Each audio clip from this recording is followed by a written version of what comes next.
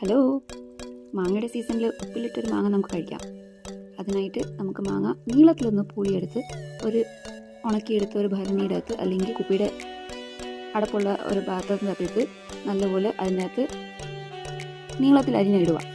അതിനുവേണ്ടി ചൂടുവെള്ളം, ഉപ്പ് ഇട്ട് വെള്ളം ആറിച്ച് സൈഡിൽ മാറ്റി വെക്കുക. കാന്താരി ഒക്കെ ഉണ്ടെങ്കിൽ അല്ലെങ്കിൽ പച്ചമുളകായാലും മതി. അതിൻ്റെ ഇട്ട് കഴിഞ്ഞാൽ നല്ല രുചിയോടെ നമുക്ക് കഴിക്കാവുന്നതാണ്.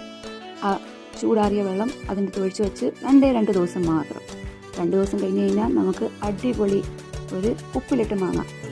നമ്മൾ ഉപ്പിലിട്ട് നെല്ലിക്ക നമ്മൾ കഴിക്കുമല്ലോ, അതുപോലെ തന്നെയാണ് ഉപ്പിലിട്ട് പച്ച മാങ്ങ.